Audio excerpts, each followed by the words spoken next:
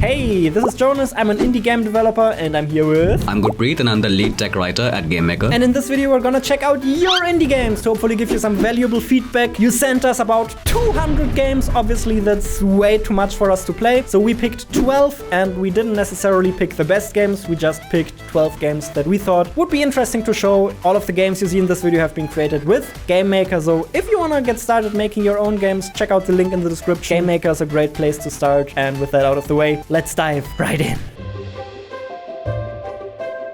Cool, we're playing Putty. I picked this because I kind of love minimalist puzzle games. This looks very good, and I already like the clean art style. Okay, very straightforward. I completed the first level. How's it going on your end, Gurpreet? Oh wait, I was waiting on your signal to start. Just go, it's go time. Okay, let's see. Oh man, the first level, it was very hard. Some balls are heavy and require you to grow them big enough to push them. Ah, I need to grow myself. Okay. That's really cute mechanic. Okay, how do I make myself smaller? I guess I have to restart it. Yeah, there's probably no way to make yourself smaller. Yeah. I'm a puzzle expert. I know how to solve all Ah, nice. No, you can't touch the spikes. Okay. Oh, and when I'm dead, I think there should be some sort of restart prompt on screen now, because I can't press anything anymore. But look at those animations, and even the eyes look in the direction I'm moving in. That I think it's very nice amount of polish. Oh, I can push that as well. And I've just figured out how to solve level 2, so there we go. There you go. Level 4 is a pretty rough difficulty spike. Were you on level 4 as well? Mm-hmm. Are you on level 4? Yeah. Yeah, oh my god, it's rough.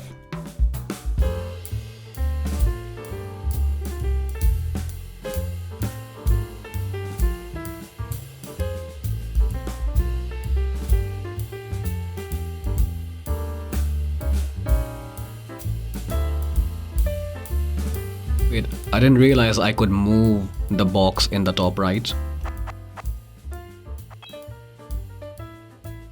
Yeah, I didn't realize that at first as well. Okay, I did it. Woo! I think one piece of feedback I can give already is I think you're definitely increasing the difficulty a little bit too quickly, and I think you're also introducing new elements a little bit too quickly. I feel like part of the pleasure from minimalist puzzle games is that they're minimalist, and I feel like with such a cool game system there are plenty of puzzles you can create without introducing new mechanics so quickly. The way they have numbers on something to tell you can move this with this amount of tiles being in the player.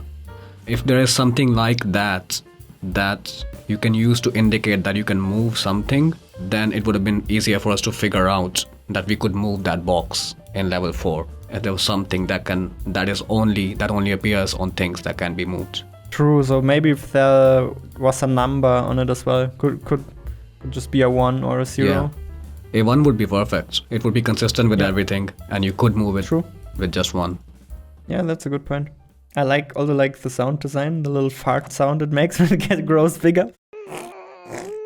So I really like level number 6 because it kind of has that minimalism I'm looking for in a puzzle game, right? It only has like 2 elements. It has like a box and a ball, and that's it. So I really like this level. This, in my opinion, is exactly how most of the levels should look like, because the challenge shouldn't come from keeping in mind all of the different moving pieces. The challenge should come from finding the solution to a seemingly simple problem. I think that's exactly what makes these kind of games fun. And also so infuriating when you're like, this looks so simple, but I can't figure it out. Pretty nice game, I would say. Yeah, I think so as well. I really like... I feel like the core mechanic is actually fantastic. I feel like the main thing we've really talked a lot about is the difficulty curve, especially considering this is a demo. But I really love all of the rest. It's very, very good. At first glance, I'm not entirely sure what's going on here. Like, I have some UI in the corner, I have playtime. H and M is probably health, mana. I don't know what P is. And I also don't know what that UI at the bottom there is doing there. Seems like... Oh yeah, that's the music beats. Yeah, that's the music beats. What am I supposed to do with them? Ooh, and I jump automatically when walking towards a cliff. Controls feel very nice. I really dig the art style. A very unique art style. I picked something up, some kind of scroll. So I wonder if there's an objective already. I definitely keep jumping into the void quite frequently. Yeah, I can't even figure out how to get to that large landmass. That's to the bottom. Ah, that's a good question. How do we get there? Oh, and my health is already quite low. Oh, I got here somehow. I just found something out.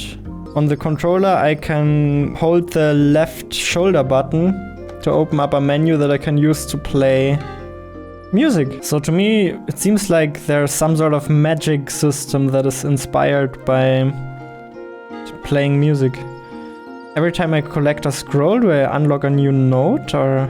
But so far, they haven't given us a reason to use anything other than the sword, or even use it in rhythm or with the beat, because we don't know exactly what we're supposed to do. Yeah, I would also say that UI at the bottom there only show that once it becomes relevant. Okay, I'm starting to get it. Let's, for example, say I jump down here, lose a little bit of health, and now I do...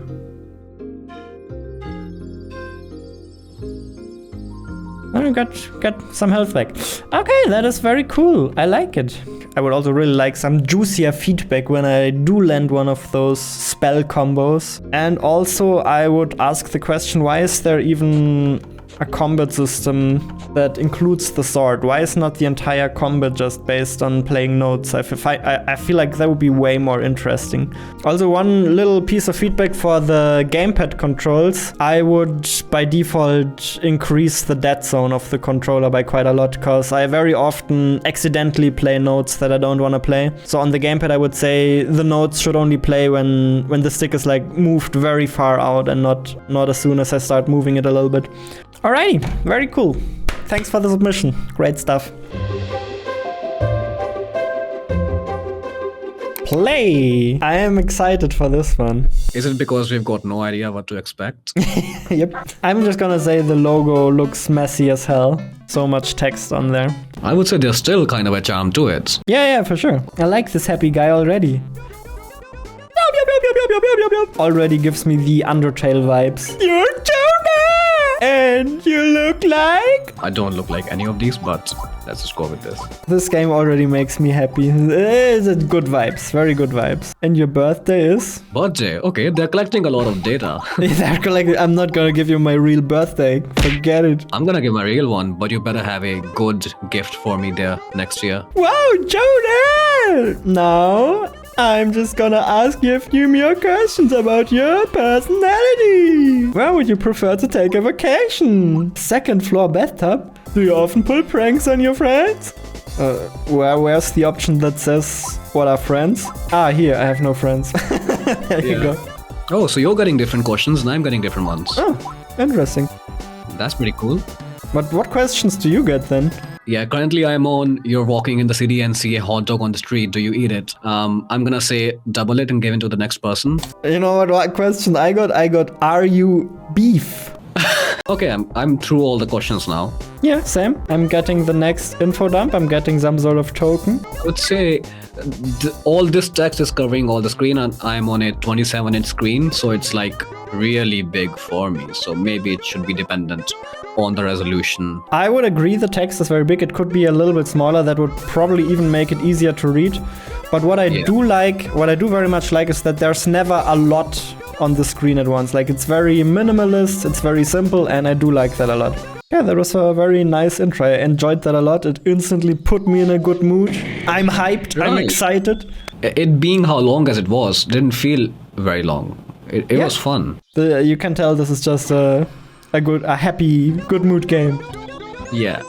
Unless it turns into a surprise horror game, which could happen at any point, I don't know. I've gathered enough information about you to create a small dungeon based on your own interests. Okay, I see, yeah. That's a good premise. I like it. Yeah, I think what people are gonna see throughout this playthrough is just smiles on both of our faces all the time. Which is fantastic. That's the best thing you could possibly see as a game developer, right?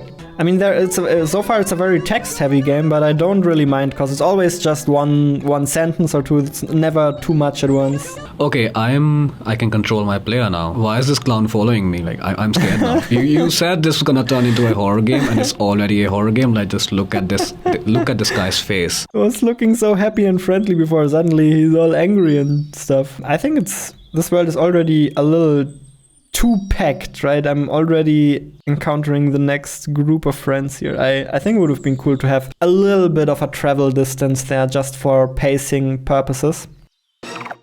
Hey! Watch where you're going! What's wrong with you?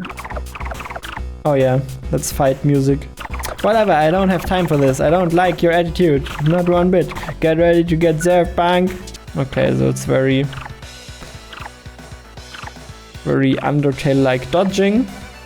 Yeah. I mean, I could pretty much tell from second one this was somewhat Undertale-inspired, but it's not a rip-off at the same time. I feel it's definitely different enough.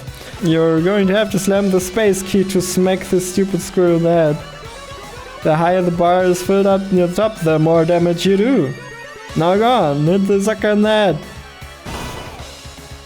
Okay, what did you think about the combat system? Do you like it? I liked it, and I think there's a lot more to explore in it because of the many different options like fighting and making friends and using stuff and changing characters. So I'll probably learn more about it in detail with more battles.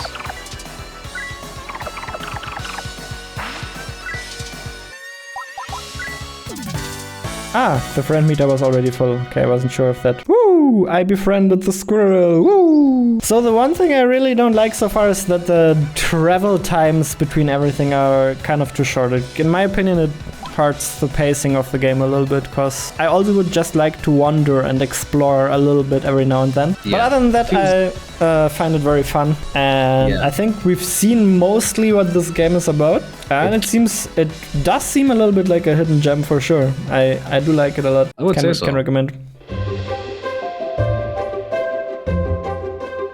And I'm in game. The art looks gorgeous. Let's see. Where does the path lead us? Why are these mice talking about philosophy? They're smarter than us. There was almost a little too much text, but it was still okay. No, I fell down. One thing I would say about these falling blocks here is I find it kind of sad that they're not as well contextualized as all of the rest, because we had cars up there, we had like metal pieces, we had signs, and all of a sudden what I fell down on are just a bunch of uncontextualized metal blocks. So that's a little sad, a little immersion breaking for me. Hold X to grapple. Okay, nice. Spider raccoon, spider raccoon. The grappling takes a bit of work to get right. Yeah, because you keep the exact same distance from when you press it, so there's quite a bit of skill involved there.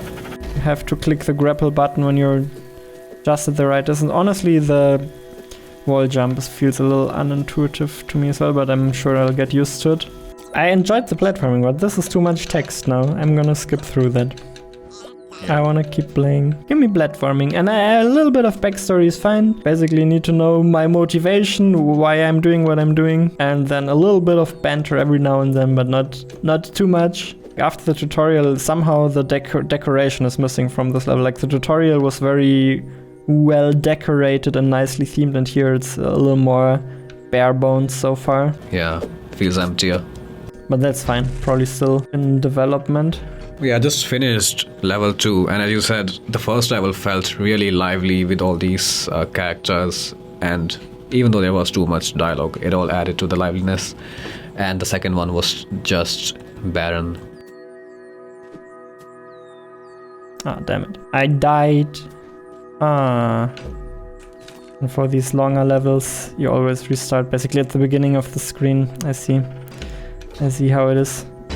Like, the experience I've had from making Will You Snail is that it basically works the same way, and for all of the official levels I always made very short level to make sure you don't have to replay as much.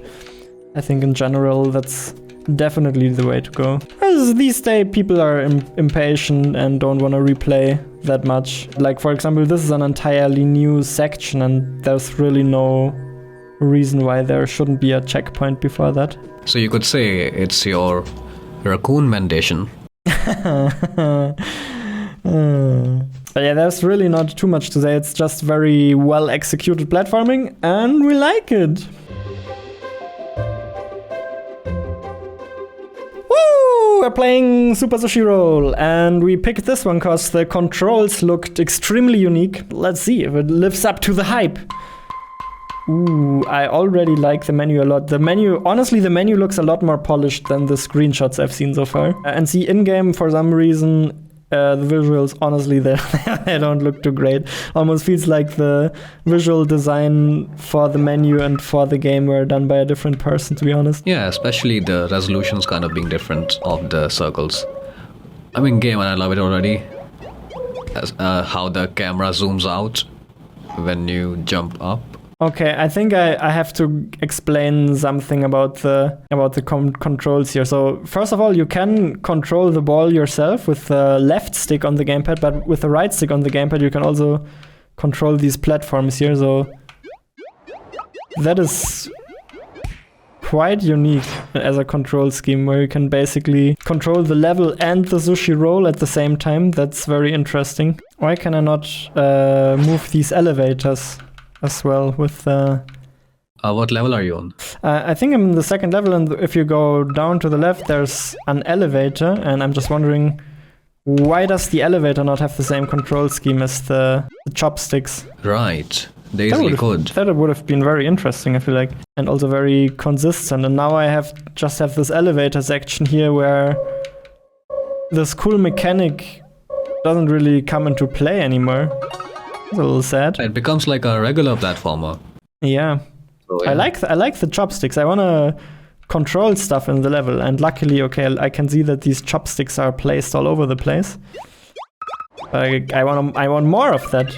I think maybe there's a bit you can learn from racing games, where oftentimes they do a really good job at showing you where you need to go. I feel like sometimes these levels are open to a point where I'm not entirely sure where to go. I'm on level 4 right now, and there's a jump pad that you just touch and you jump in the air. This could also be controlled by the mouse or the right stick. You just you just move it up and down. That's a very good point.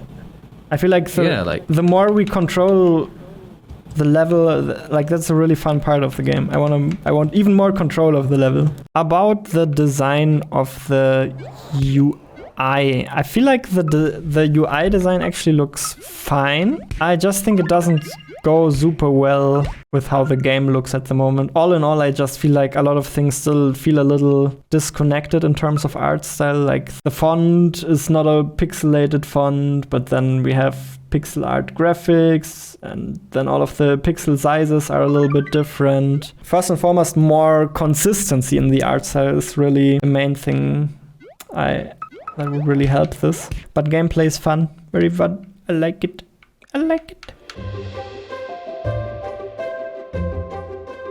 I would just like to take a second to point out that this game has really nice music before I turn off the music, because that makes editing a little bit easier. I like the color scheme of the menu. I think it's already a little bit of a stylistic mix again, because we have pixel art, we have 3D, we have vectorized text, we have flat shaded save slots.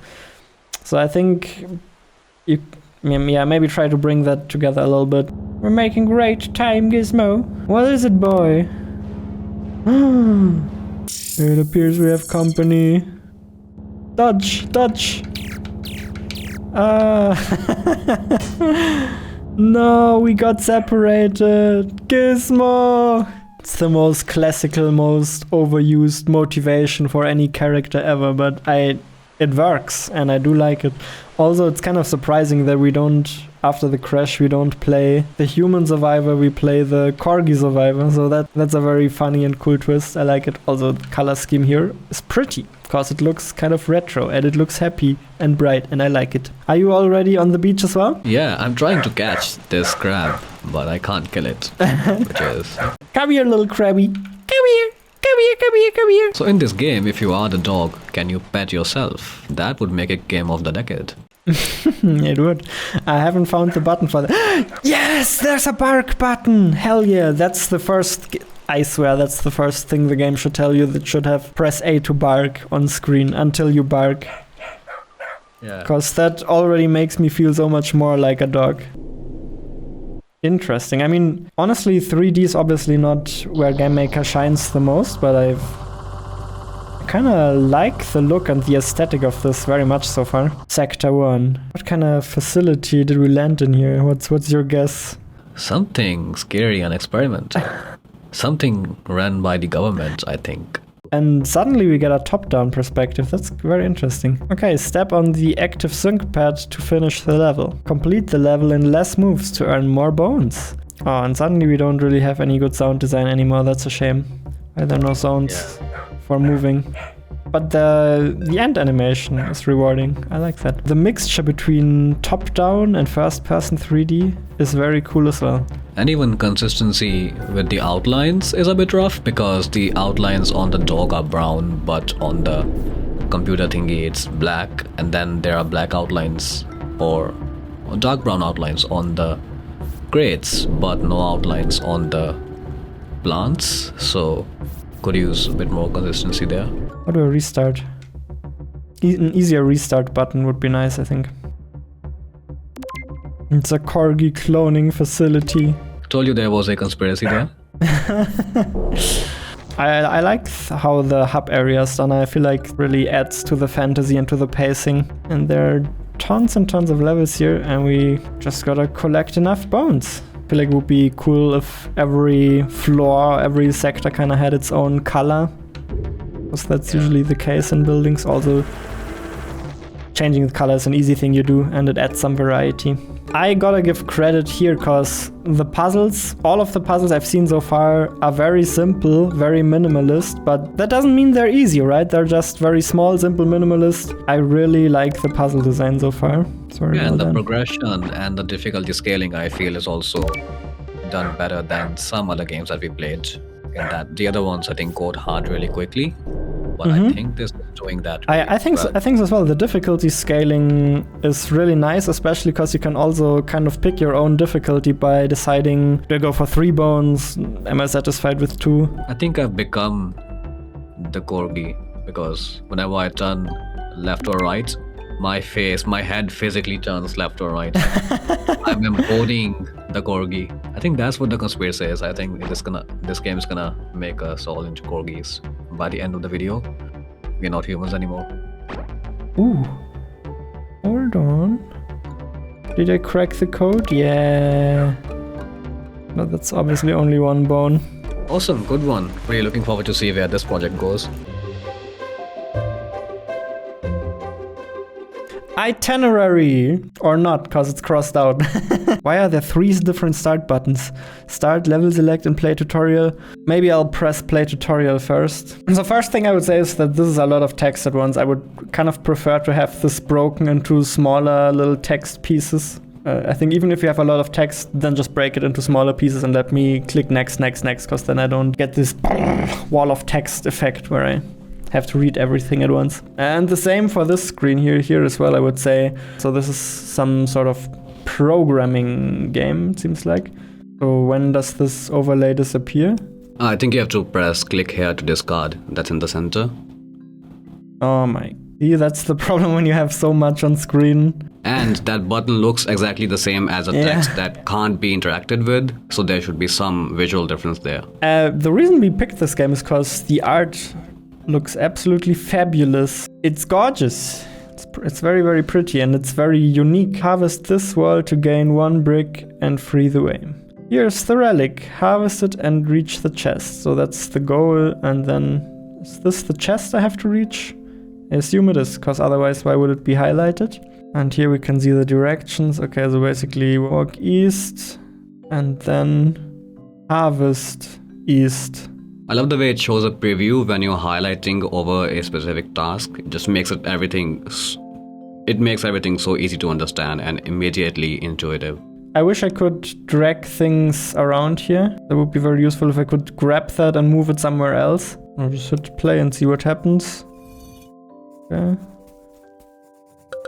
Oh wait, why did I reset? Is that normal that I reset to the camp every day?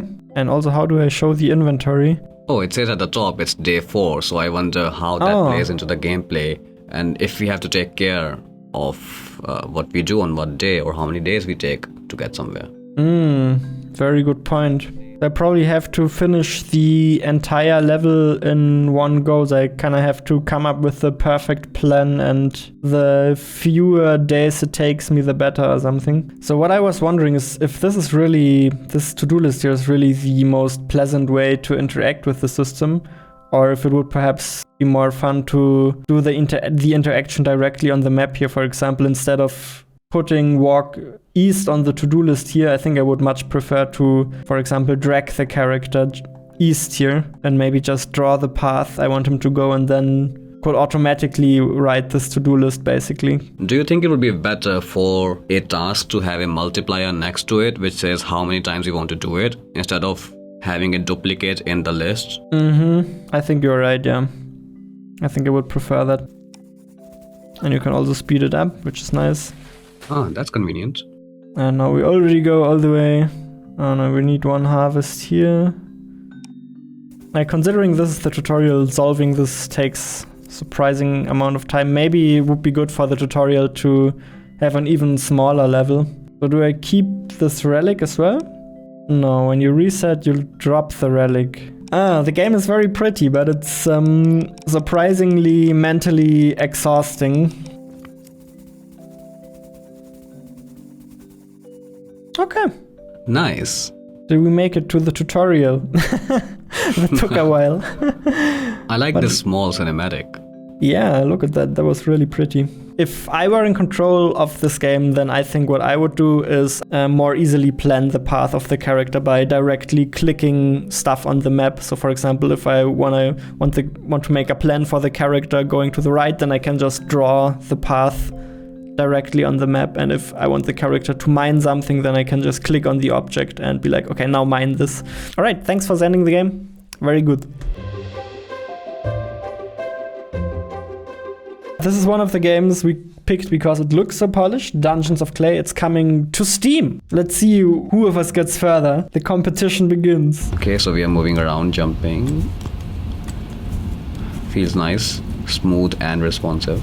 I would say in platformers always add alternative jump keys. I don't really see any reason why you shouldn't be able to jump with space as well. Ooh, there's a lot of flickering and noise happening on the screen, and that's something I noticed on your Steam page on the trailer as well, is that everything was very noisy and it suffered from a lot of compression artifacts. And if you have this amount of noise on screen, it can look very cool in game, but it also means that pretty much all of the video footage anybody records from it will be very, very noisy and will suffer from a lot of compression artifacts, because if you run this through a compression algorithm, it's gonna look very, very blocky and it's gonna suffer a lot.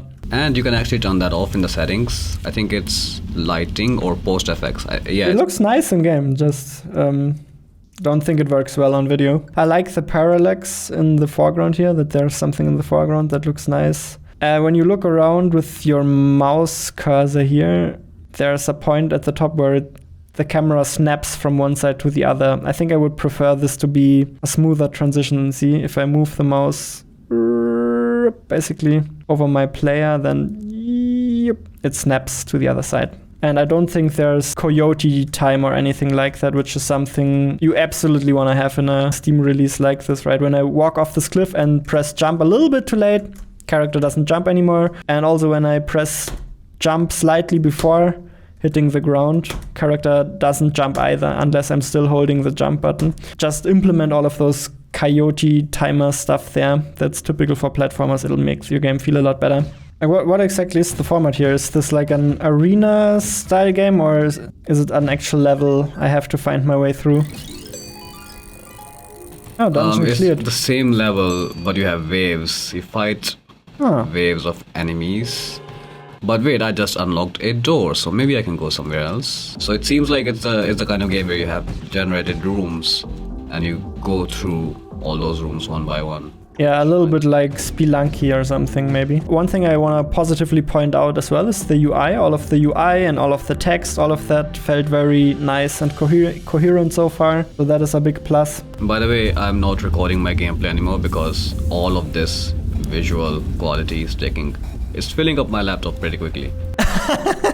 Like the game is flickering and so on so much to a point where it fills up your hard drive in 2 minutes, then that's a problem. Right. I'm liking it so far, but the amount of energy the graphics have and all the flickering and everything, the gameplay doesn't seem to have the same amount of energy. Okay, can you tell why that could be the case?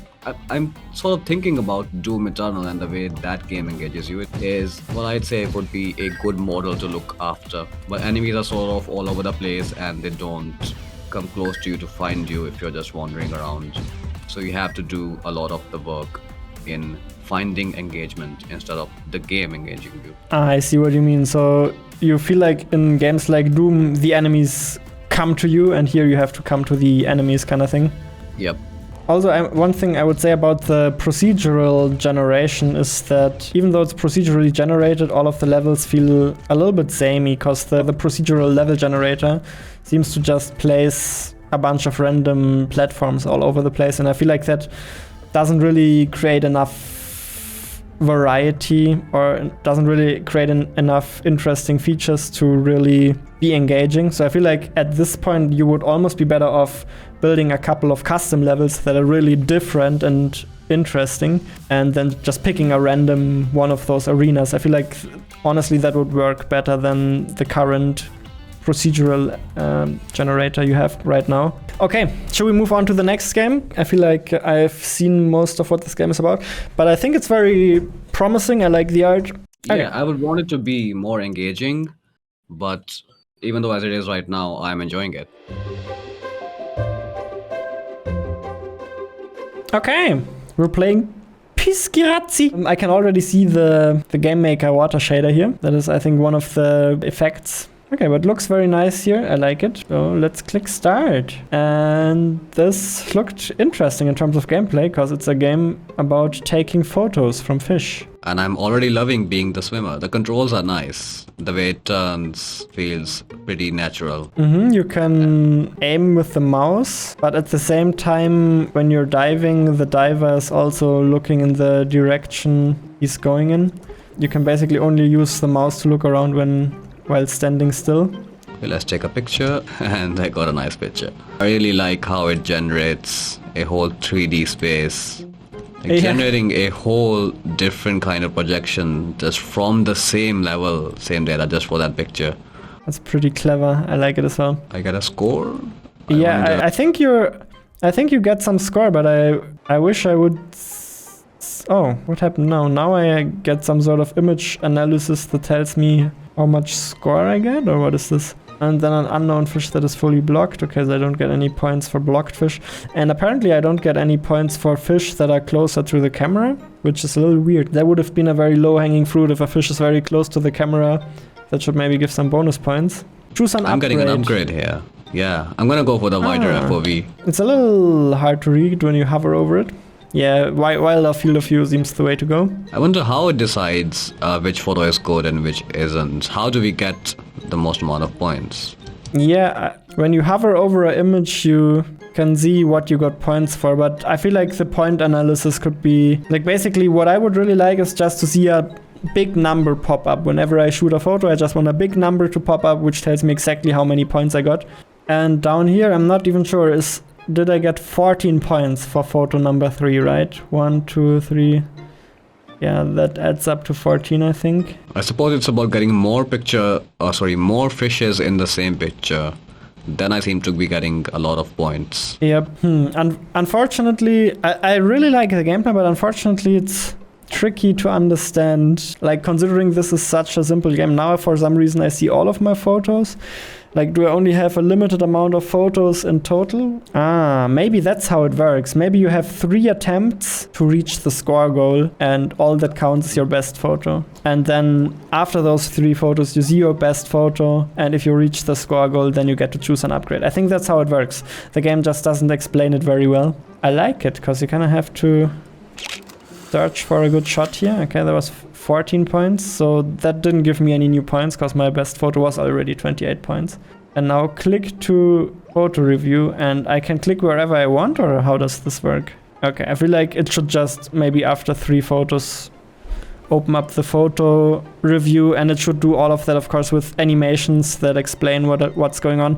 I feel like animations are very good at explaining things sometimes, so I would really make sure you use animations to explain stuff. Maybe the penalty for stuff being blocked should be a little higher, because there's a lot of fish are blocked behind this right here. Also, maybe there could be a bonus for having things in the center of the photo. I love the gameplay of this. I love the idea of this. I love the fantasy from this. So this game has a lot of very, very, very good things going for it. And the water sounds are very relaxing. I was just about to say, it's a very relaxing and calming game as well. Definitely something you could play after work to calm down a little bit. I think there are just a couple of small issues, and the main issue I would say is really the UI, because the UI doesn't explain itself very well, and also the UI is not that pretty. And when I lost, it seemed to show all of my photos one by one, and that sequence got really long. So maybe find a way to make that shorter, because if I've taken like 50 photos, and at the end it's gonna show them to me one by one, it's easily gonna get annoying. I think this is one of my favorites so far. It's really cool. I'm glad we played this. Repetendium. Repetendium. Repetendium! Ah, it even says the name. Wonderful. That way we know how to pronounce it. Repetendium! And this is already available on Steam, right? This is already out. Oh, which character do you want? Apollo is Apollo. I think I'm gonna go with the middle one that looks most humanoid. Okay, I'll go with Polo. I think I'm just gonna pick a random one. You can attach mods to a weapon, or what is that? I'm gonna go for Impact. Turret sounds fun. Okay, now a lot of text here. Oh. Yeah, that's once again a little too much text at once, I would say. Just show it one after another. Especially controls. These are like too many controls to remember all at once. Even though, it's fairly intuitive. WSD to move. Special is shift. I just gotta remember that I need shift and control. Okay, so it seems to be procedurally generated as well. I like the hype announcer. Oh my god, the sound effects are juicy. What is this? It's very well done, very well polished, and just so satisfying to break these blocks. And that's all I'm doing at the moment. I'm just breaking all the blocks, not even doing anything else. Am I automatically attacking, or? Okay, and I can dig through walls. It seems like my character is actually attacking automatically, which is very interesting for a game like this. I did not expect the auto attack at all.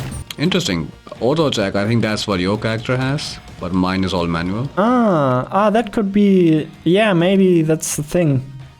True. Because it said attacks as he pleases, so that's what it means. Okay, I see. Whenever you get an upgrade, there's a giant block of stats on the side here. I feel like maybe it would be better to hide that in a sub-menu and only show it when I ask for it, because having that on screen all the time is kind of ugly. So the goal is to fill the summoning bar, and I can see there's a little icon at the top telling me where the boss is, I think. But the goal at the moment seems a bit vague. Let's see. This almost seems like we found a little hidden gem here. I don't get why this game isn't more popular, because it's extremely juicy.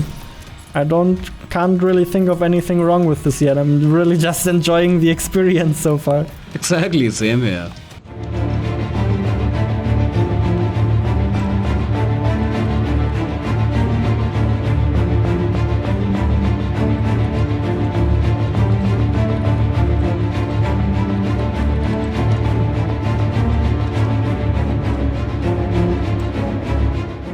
Okay, finally the boss is defeated. Let's see the next goal now. I still haven't figured out where to go. Man, the game loves giving you upgrades. I'm kind of getting annoyed at the rate that I'm getting upgrades. It's like, Yeah, it's almost a little bit too often, I agree. I kind of stopped reading them sometimes and just click one of them. I have an idea that could actually help with that, because we had a similar problem when we made Islanders, where you were just getting upgrade choices too often, and that is, instead of forcing the upgrade screen onto the player, have a little icon in the corner that tells you how many upgrades you already have, and then at your own convenience you can click that and choose all of the upgrades you want.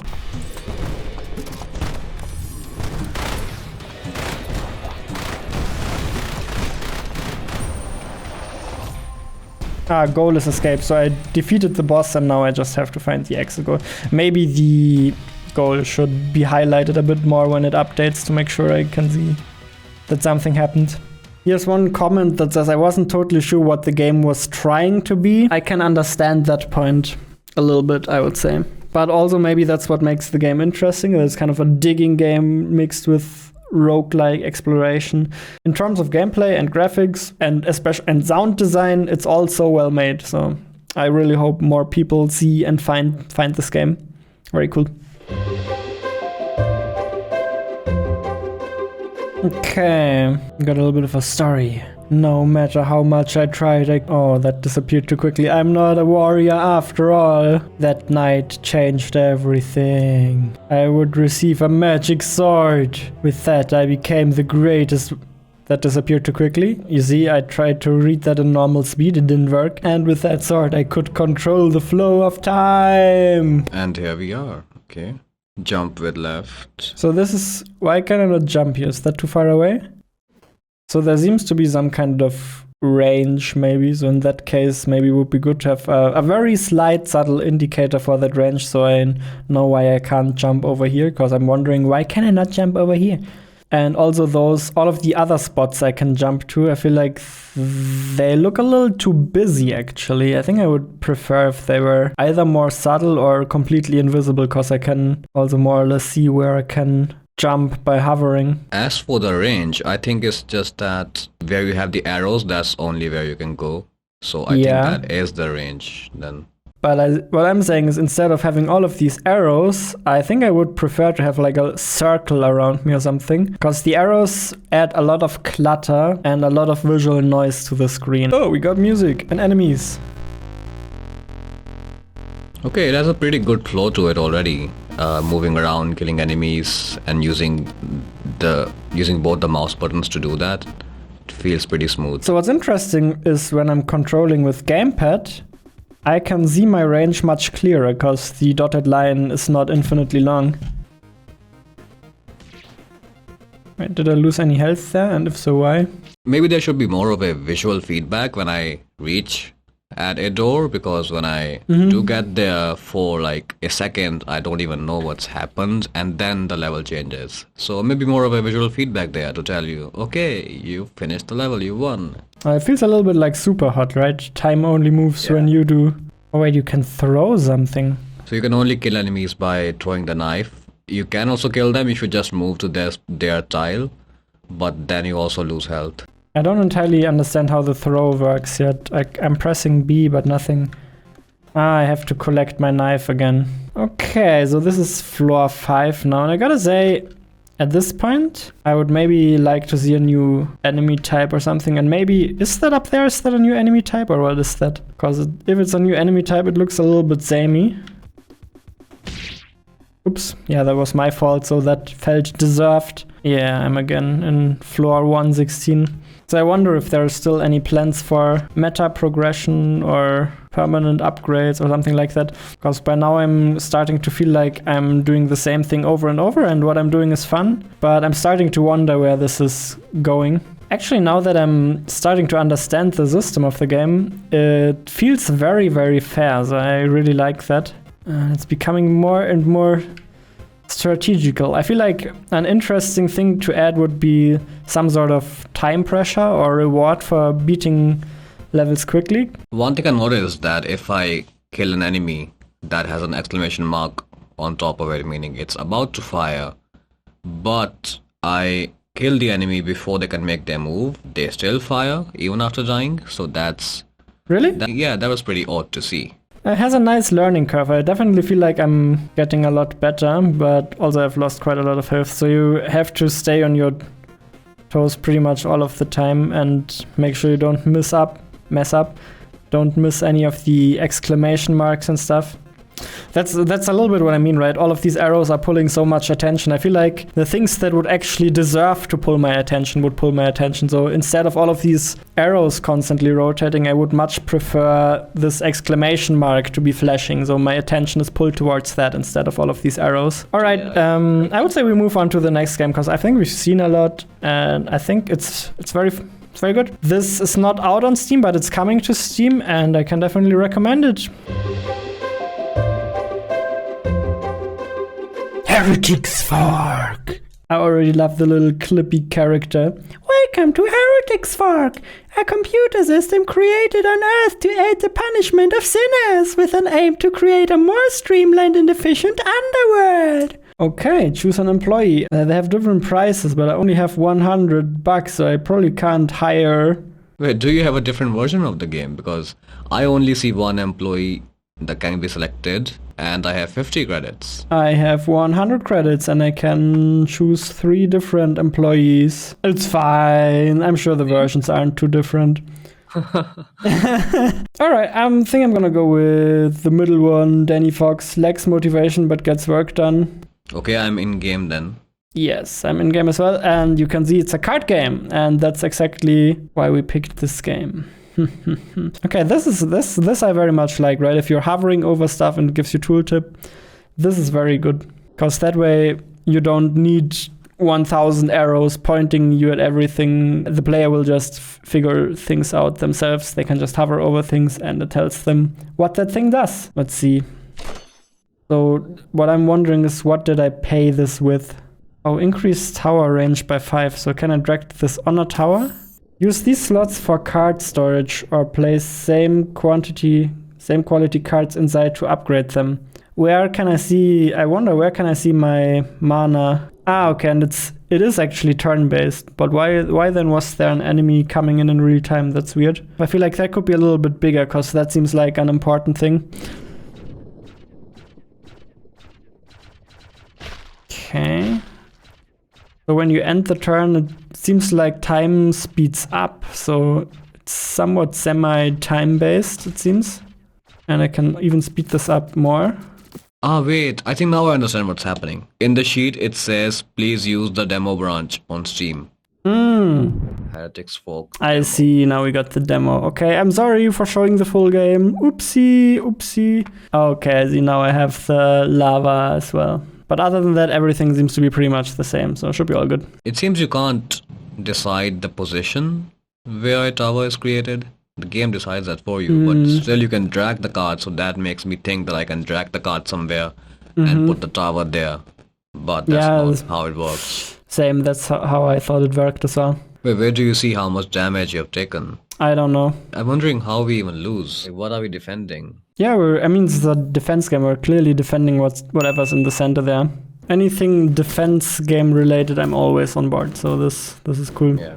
And anything card game related is always cool as well. Similar to what's happening when I hover over these things here, I think it would be cool if same thing would also happen if I hover over the stuff I've built, so I can see what they do. One thing I also noticed was the music doesn't change to fit into the state of the game. So I would think when the game is going really fast and our turn has ended, maybe that's when the more faster music should fade in. Making the music adjust to whether it's your turn or whether you're watching the turn play out. That's a good idea. Yeah. But also I can't give feedback on that because I have music disabled. I feel like the thing that we are defending, its health or it being damaged, could be visualized better instead of just that number in the top left and some souls flying away when you take damage. So I feel, a health bar or something could be cool. Health bar or something immersive in the worlds. I see what you mean. Maybe little cracks starting to appear as you lose health. Something. Yeah, that would be cool. I agree. I wonder if it would be interesting if you could do something in this phase here, because there's a phase where you're just watching your towers defend, right? Could be cool to have something to do here. I'm thinking something that doesn't necessarily impact gameplay too much, but just something that gives you something to do. Okay, so I see I can actually do something during this turn. Again. The UI for the active abilities is not as nice as the rest yet. I hope that's gonna improve. But I do like that with the active abilities you do have something to do during this waiting phase. That's very nice. Oh, I think I'm screwed. Yep. But I survived for quite a while. Woo! This was my favorite, but all the entries we got were amazing. And even the ones we couldn't select. We saw many games that we just... because we had to go with 10 or 12 games, but many of the entries that we got were really amazing, and people had put a lot of effort into them. So it was good to see a lot of these. Would definitely have enough games to do another video like this just with the games you've sent in already. So if this video does well and you want to see more, then perhaps we'll do that. Let us know in the comments. Yeah, let us know, and thank you so much for submitting.